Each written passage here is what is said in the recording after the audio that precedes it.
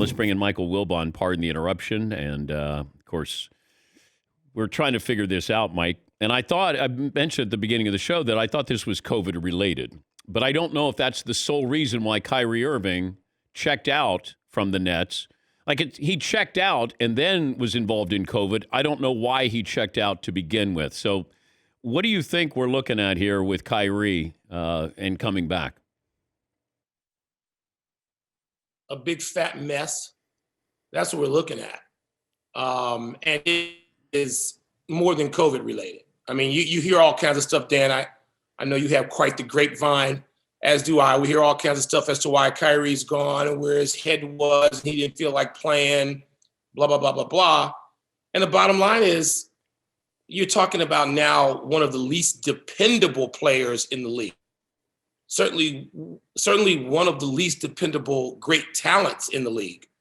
And Harden now appears on that list as well, which is an interesting thing for Brooklyn Nets. And the reason that most people can't wait to see them is not just because they got this apparent super team, but they got a super mess on their hands with a first coach, future Hall of Famer. I love Steve Nash and Mike D'Antoni. Who knows where they can get their arms around this?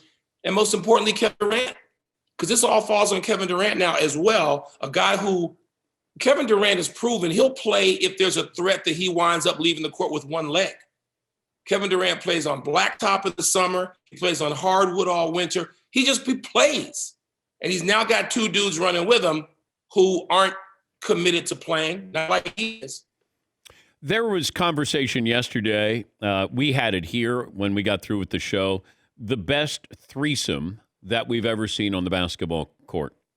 And I know we've got the end result to back up when we say, hey, Rodman and Pippen and Jordan, or whoever it might be with your Ray Allen, Pierce and KG, or Bosh and LeBron and Wade. Do you have a best big three of all time? Maybe what was called the original. It wasn't the original. But, Bird, Parrish, McHale is still pretty damn good. Yeah. Right? And the thing is, that was talking about just the front line.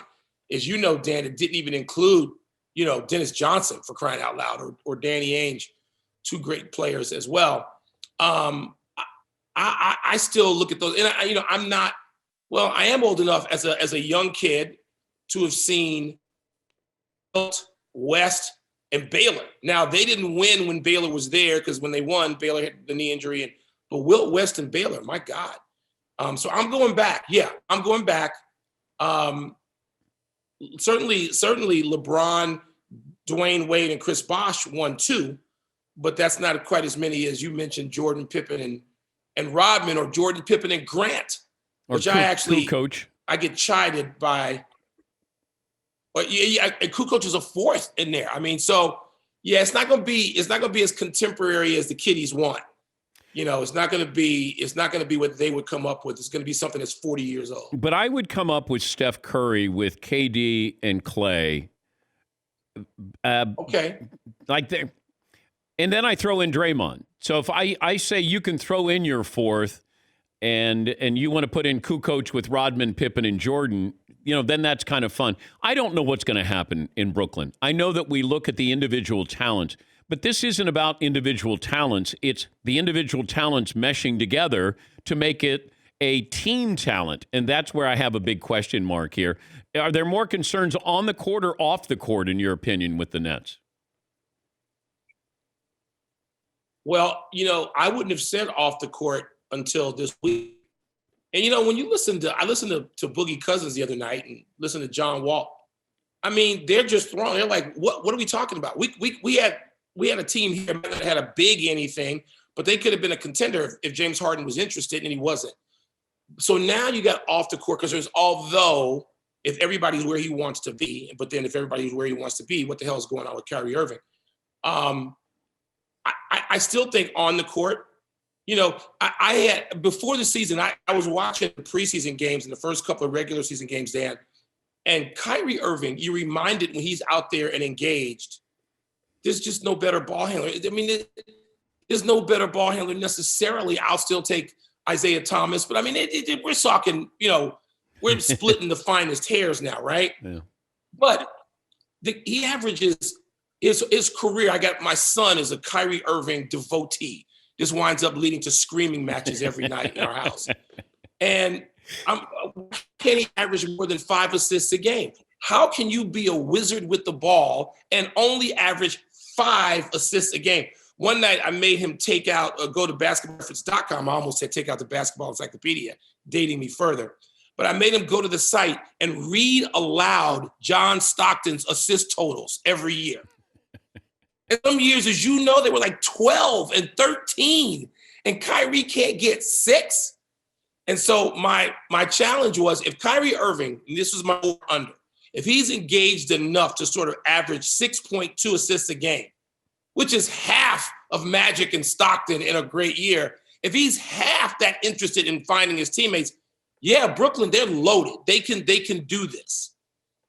But now, man, I mean, so what's his level of engagement versus selfishness? And usually that doesn't work out well, that ratio. I think they can probably become interested enough to play with each other because this is what they wanted. But now, and they're going to have everybody gunning for him. Do they have that constitution? Kevin Durant does. Kevin Durant has that. Do the other two have it? And I'm thinking, no, they don't.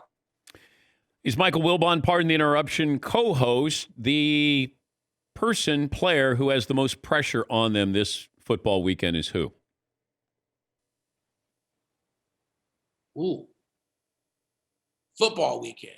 Man, I got to shift gears and go back to that. I don't, unlike a lot of people in this industry who talk about this stuff, I don't think the GOAT has any pressure. I mean, if he loses, so what? Does he give back the trophy, the GOAT, to somebody else? No.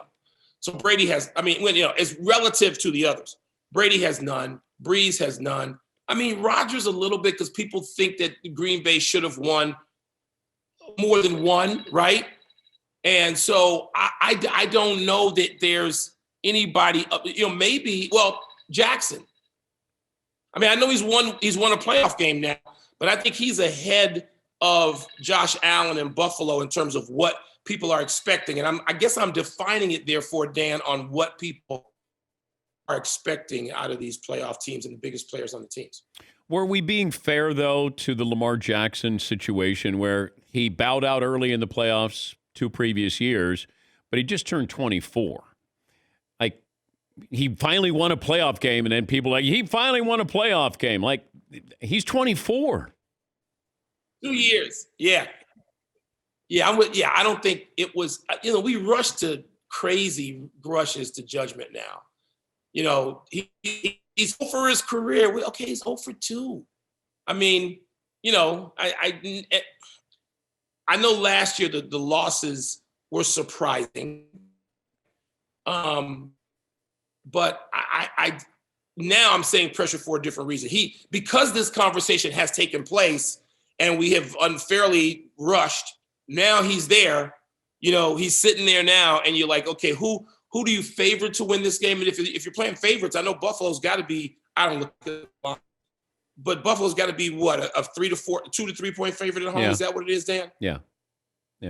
So does Josh Allen have pressure? Yet no, but he will if he doesn't win this home game. We'll come in the next season saying, oh, Josh Allen, he hasn't gotten to a title game yet.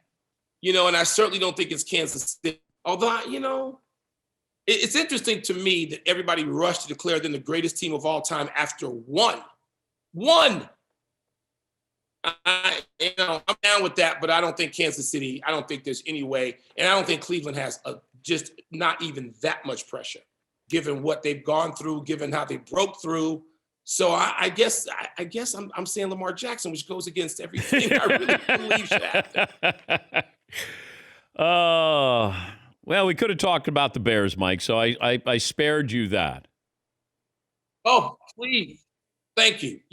Hopefully you still like me enough to spare me Bears conversation. Yeah, I can't do that too. Because they're so pathetic. I can't do that too. I appreciate it. Thank you, Mike. It's always great to see you, and thanks for joining us. Have a great weekend. Dan, you do the same, man. Appreciate you having me. That's Michael Wilbon, Pardon the Interruption co-host there. And We apologize. Mike's internet connection was not as strong as normal there, so we hopefully we got through that okay.